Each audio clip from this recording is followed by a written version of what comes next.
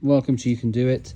As I said before in some of our videos, I've just picked up this outboard for a boat. I've just bought a boat as well, so it's the first time for us with this outboard, so I don't know anything about it. Now the guy did say, he used it probably up to about a year ago, which, let's say he's forgets time, so it's 2 years. He said he started it 3 months ago, so I don't know anything really about what's happened to this. So you've got to treat all these outboards as if, well, you don't know anything about it.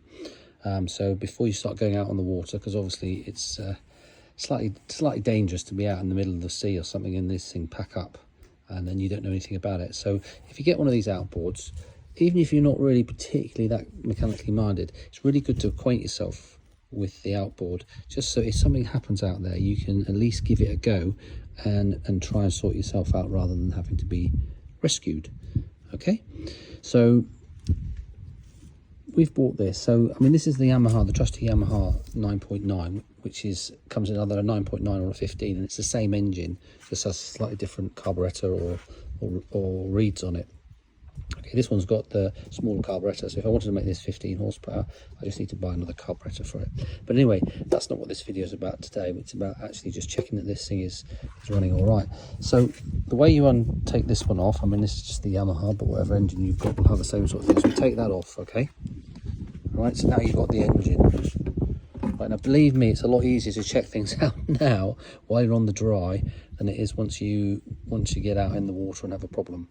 Okay, so the first thing you can do here is I can see straight away that it's been well looked after. It's all greased up and everything, and it's all very, very clean. It's a lovely little engine, this. It's looking really clean.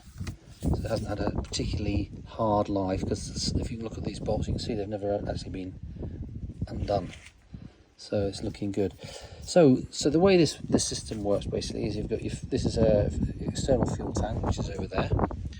That comes up in here, so that holds the connection on, and the fuel comes up there, comes up in here into your filter, and back out your filter over to your fuel pump, and then into the carb. So you can see that filter's full of fuel.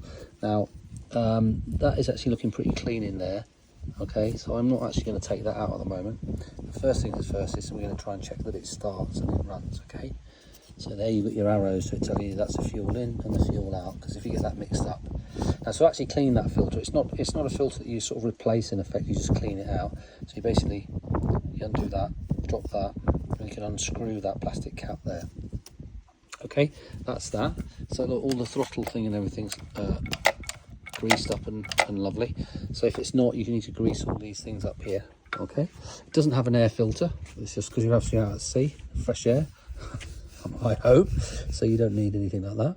Okay, so if you have a look on this side, it all looks good and everything. Now, one thing you can see straight away is that these spark plugs are got a little bit of rust on here. So that's telling me they haven't been changed for a long time. Okay, so I'm going to get 2 new spark plugs ordered straight away, and this here tells you exactly what model you want. The BR7 HS10, so 10 is actually 1mm gap, they're preset, so it doesn't matter if it's just that's fine. And the R is a resistor, so that means if you've got radios or anything, or you've got a VHF radio with you or whatever, that R is for resistor, so the spark plug won't affect the radio, or it'll affect it very minimally. So if you had a B7 HS, this would run fine, but it wouldn't have the resistor. So you can damage it. Well, you're not damaged, you're just going to interfere with any radios nearby. Okay, so get 2 of those on board, 2 of those ordered. Okay, now again on this, you're going out on the water, right? And what happens if, I don't know how old this is, if this is original. It looks like it's original, hasn't been changed. Now, like with chainsaws, these have got a real habit of just looking quite good and then suddenly snapping. So if that snaps when you're out at sea somewhere, how do you get going again? Mechanically minded or not, you've still got to get that going. How are you going to get it going? Well, that could be a huge problem with you if you don't know how to get that going. So what you do with these ones, for instance with the Yamaha, is you undo that, and there's another bolt there, so that's 3 bolts that you undo. You can then take that off, and then if you look there, there's a slot there, which means you can just wrap a piece of cable around that, and then just put it like the old-fashioned seagull type engines, yeah. And then you can put. Now you've just got yourself going again out at sea, and you don't have to be rescued just by knowing that. All right, so in order to do that, you need to have a 10mm socket to be able to undo that at sea. Now you need to practice that before you even go out. Right, now if you're on the river and everything, you think that, you know, you still need to do all these things just to check, okay? So you need to definitely need in the toolkit, you need a 10mm spanner to be able to undo that and pull this. Now of course you need to have a spare line with you, which of course I've got in my little spare kit is a spare line which you buy with that.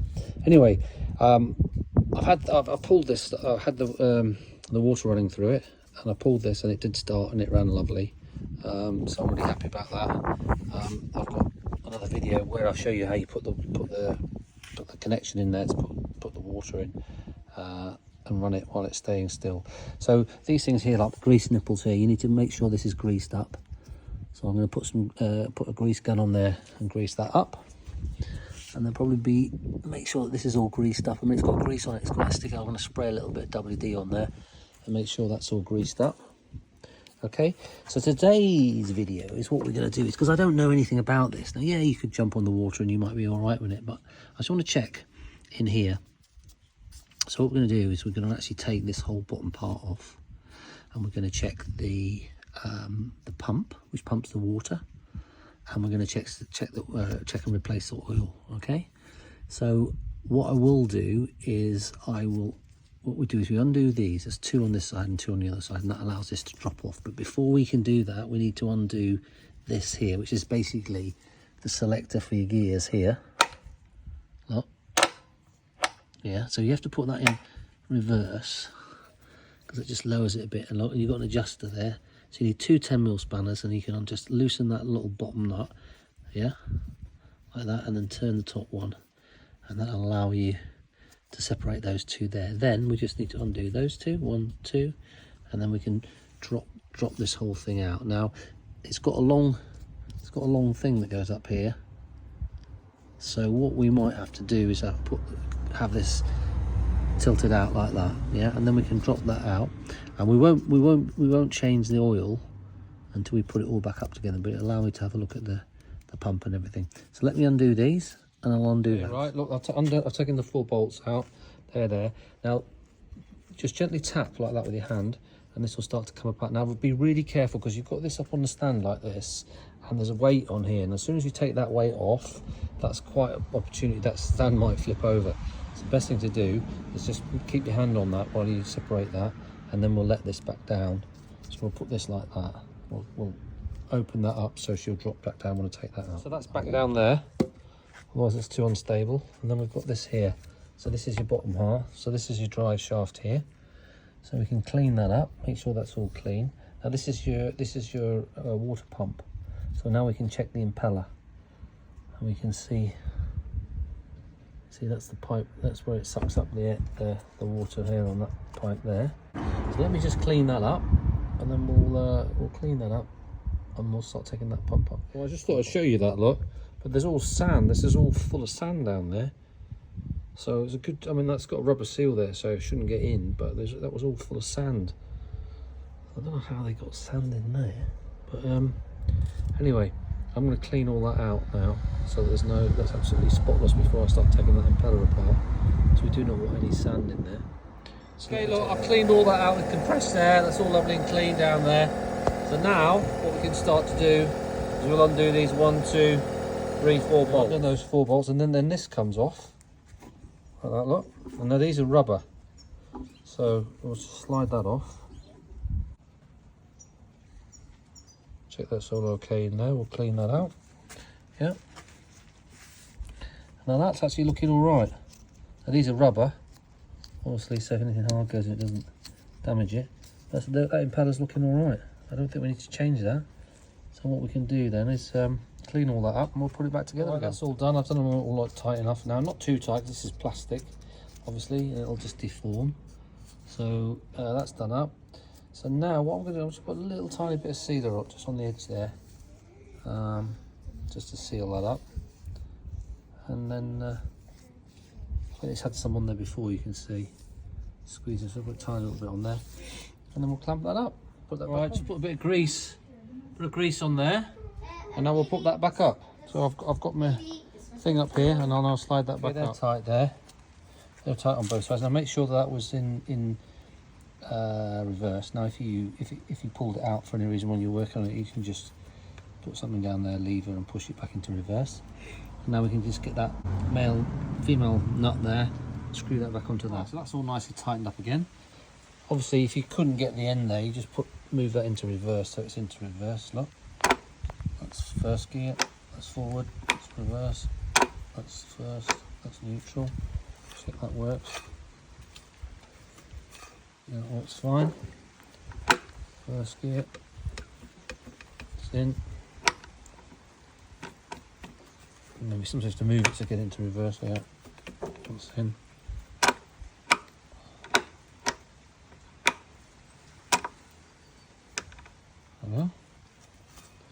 Jobs are good. Okay, right, so we've done all that now. So now what we're going to do is drain the oil. So that's the oil level. That's the oil drain. So we need to put this down like that. So that's at the lowest point now. So what we can do is undo that, and we'll undo that as at the same time to let the air, so that it can drain out. And we'll put a container under there, and we'll drain the oil out. All right. So let's do that. Look, I've undone the one there, taken that out. Taking this one out here, look, and it's all dripping in here. It's got no water in it or anything, so it means all the seal here is good. So that's coming out. It's very black, so that needs, it's good. It does need a good change. So we'll now get some, it's SAE 90 goes back in there, just gearbox oil. So what we do then is we pump it back up there until it starts coming out of there, and then we put that stop back in, and then quickly take that one out and put that back in. Okay, so I'm going to let that drip for a bit longer. Go find some SAE 90 oil. Okay, we're going to put this in, which is 8090 gear oil. So I've got a syringe there, look, and I'm going to suck it up in the syringe. I think it's about 185 litres, so it should be 3 of them. But I'm just going to suck that up there and squirt it up and see how we get on. That's the oil that's come out of it, looks is pretty black. Yeah. So we'll dispose of that, and then I'll start putting the new oil in there with my syringe. So we filled that up. I've now screwed that up tight and that up tight. So yeah, so you're pumping the oil in there up until it starts coming out there. Or you can, if you've got a very small tube, you can start putting it in there so that it let the air out until it starts coming out there. But I've put in there about 200 millilitres, I think, if not more. All right. So now what we're going to do is we're going to quickly check the prop. So basically, there's a split pin in there. So I've already undone the split pin. That comes off in there, and leave the split pin there. So now let's get a socket for that, and we'll undo that. All right, light's going a bit. So you put a piece of wood. Look, I've used a piece of wood there. Just put a piece of wood over the top there, so it sits there and it locks the thing. And then you just undo that nut there. So now I can just take that right off, like that. Yeah. There's a washer there. Look, there's your lock washer, and this should just come off. There we are, look at that. There we are, lovely. Look at that. So that's all good in there. It's all clean. I'm going to clean that up and then I'll put it back again, but it looks all neat and tidy. Okay, look, I've taken that spacer off there. See the spacer there, and that's the seal behind the back there, look. That's all good. So if you're getting oil in or that's leaking, and your oil will all turn, it'll be a dirty colour, it'll be a whitey milky colour. So that's all good. So all I'm going to do is just re-grease this up, and then put the prop back on. Back on there, new split pin on there, all nice and tight. Doesn't have to be super tight because that's why you've got a split pin in there. As well as you've also got a split pin because you don't want it to come undone. Okay, but that's on there nicely. So I've checked that all out then. So basically, I feel really safe. I know that's the gearbox has been replaced with new oil. There's no leak around the seal there. The impeller's good. I've got 2 new spark plugs coming for it. It does run. What we'll do is we'll put the pipe back on it, fill it back up with water, and see how it goes again. But basically, I feel totally safe with that now to go out on the water and go for a run with it and take my family, safe in the knowledge that it will run. Okay, we pulled that. I took the top off just to check there's no leaks anywhere, but it starts up lovely.